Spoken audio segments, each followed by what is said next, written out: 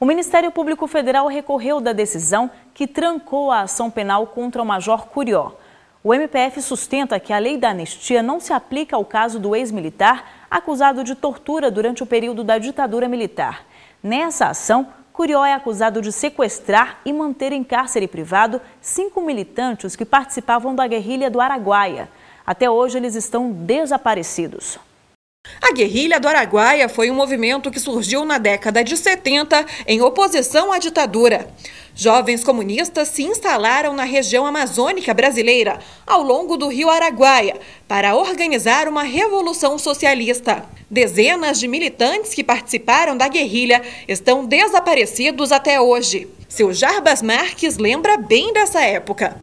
Militante, ele foi preso pela polícia do regime e diz que sofreu todo tipo de tortura por 10 anos. Sofri torturas em vários quartéis de Brasília, sofri fuzilamento simulado nas margens do lago, tive o corpo queimado com charuto, com cigarro, tive tortura com choques, tive tortura que era uma tortura que os nazistas inventaram, que era o sino, que eles botavam latas na cabeça da gente e batia na lata dos dois lados, fora a tortura que chamava telefone, que era arrebentar os tímpanos com tapas de torturadores. Meu corpo era usado para dar aula de tortura. Ele chegou a denunciar alguns torturadores, mas até hoje nenhum deles foi punido. Um deles seria o coronel da reserva do Exército, Sebastião Curió Rodrigues de Moura, mais conhecido como Major Curió. Ele é acusado de sequestrar e manter em cárcere privado 5 militantes, que até hoje não apareceram. Além de corrupto, ele é um assassino, um torturador, porque ele mesmo confessa em vários depoimentos que participou de assassinatos. Não foram só guerrilheiros, foram populares que foram assassinados pelo Curió. O Tribunal Regional Federal da Primeira Região aplicou ao caso a lei de anistia e trancou a ação penal contra o major. Como o crime aconteceu há mais de 30 anos, para o TRF houve a prescrição e a punição não pode ser aplicada. O Ministério Público Federal recorreu do entendimento do TRF1. Para o MPF, a decisão deixou de considerar posição anterior do Supremo Tribunal Federal, contrária à aplicação da lei de anistia aos casos de sequestro e cárcere privado. O MPF alega que, como até hoje as vítimas não apareceram, não pode ser considerada a hipótese de homicídio.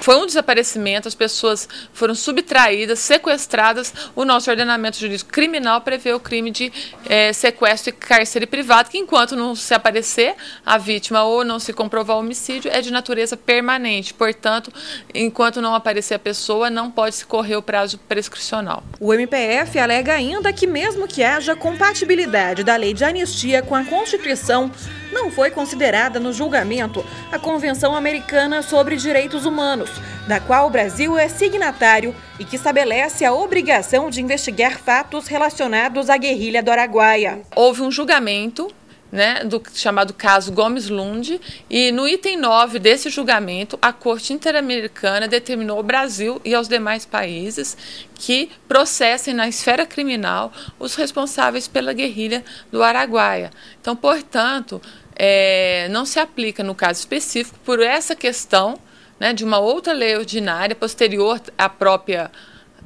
lei de anistia, que é o caso da Convenção Americana de Direitos Humanos, estabelecer que sejam efetivados as punições, o processamento na esfera criminal dos responsáveis. E um dos responsáveis, que ainda está vivo, pelo desaparecimento de pessoas no âmbito de brasileiros e estrangeiros no âmbito da guerrilha do Araguaia, é o Major Curió, que foi denunciado perante a Justiça Federal de Marabá e a denúncia foi recebida. Para a Associação Brasileira de Anistiados Políticos, o processo não deixa dúvidas sobre a responsabilidade do Major pelos desaparecimentos. Esta ação penal, com certeza, tem provas produzidas que comprovam que este cidadão é o responsável por isso e assim sendo, ele precisa ser responsabilizado criminalmente por isso. A produção do Interesse Público entrou em contato com o advogado do Major Curió. Na visão dele, os crimes dos quais o Major é acusado já prescreveram. Ele afirmou ainda que o recurso do Ministério Público Federal contraria o entendimento do Supremo Tribunal Federal sobre a lei da anistia. Legislação não falta para garantir o acesso das pessoas com deficiência ao mercado de trabalho. Seja na administração pública ou na iniciativa privada, os deficientes têm lugar assegurado por meio da reserva de vagas em concursos ou em processos seletivos das empresas. Mas, segundo o Conselho Nacional dos Direitos da Pessoa com Deficiência, menos de 50% das vagas que deveriam ser ocupadas por deficientes estão preenchidas. Em Santa Catarina, uma iniciativa do Ministério Público Federal pode contribuir para aumentar a presença das pessoas com deficiência no mercado de trabalho. Luana é publicitária e tem uma deficiência no braço direito. Buscando oportunidades de trabalho, há 2 anos ela decidiu estudar para concursos públicos e tentar uma das vagas reservadas para deficientes. Portador, eu digo porque eu passo por isso, sofre muito preconceito. Eu já senti em empresas privadas, quando eu ia fazer entrevista para emprego. Já que o concurso público oferece essa oportunidade, por que não tentar, né? É uma oportunidade, apesar de as vagas não serem tantas como a gente gostaria, é uma oportunidade a mais que os portadores de necessidades especiais têm. No Brasil, é obrigatório que os editais para concursos públicos reservem entre 5% e 20% das vagas para pessoas com deficiência. E assim como Luana, outros portadores de necessidades especiais também já estão de olho nos concursos, mas a procura por cursos preparatórios ainda é tímida. Em cada turma, com 45 alunos, que é a média que a gente trabalha no máximo, a gente costuma ter um aluno deficiente. Não mais do que isso, às vezes 2, às vezes nenhum. A procura poderia ser bem melhor. Uma das explicações pode ser a falta de acessibilidade.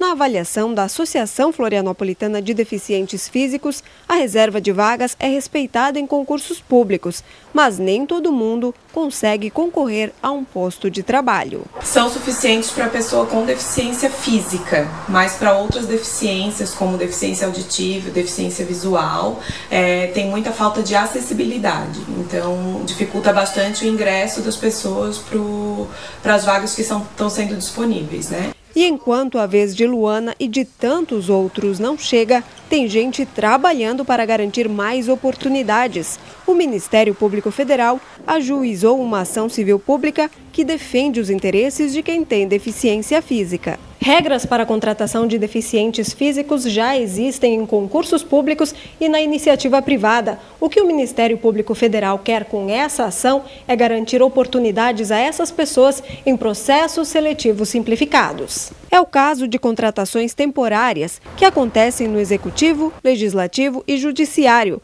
bem como em autarquias e empresas públicas, os Correios, universidades federais, o Instituto Brasileiro de Geografia e Estatística e a Fundação Nacional de Saúde são exemplos de órgãos que fazem esse tipo de contratação. Essa contratação temporária, prevista na Constituição e regulamentada na legislação, ela se dá o acesso, também um acesso que permite a todos a possibilidade de concorrerem para ingressar. O que o Ministério Público Federal pede é que se cumpra o que foi estabelecido na Convenção Internacional em Defesa das Pessoas com Deficiência, já que o documento tem valor de emenda constitucional. O Ministério Público compreende que essas regras elas já estão postas, né, que a Constituição já prevê essa necessidade de reserva de vagas também nos processos seletivos simplificados e que agora a administração precisa cumpri-las, colocá-las na prática.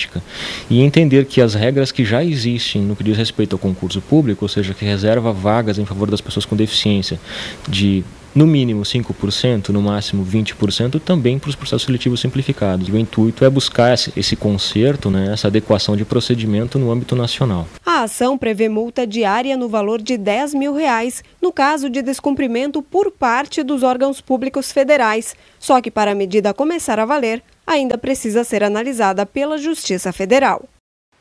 O Interesse Público está aberto à sua participação. É só enviar sugestões pelo e-mail interessepublico@pgr.mpf.gov.br.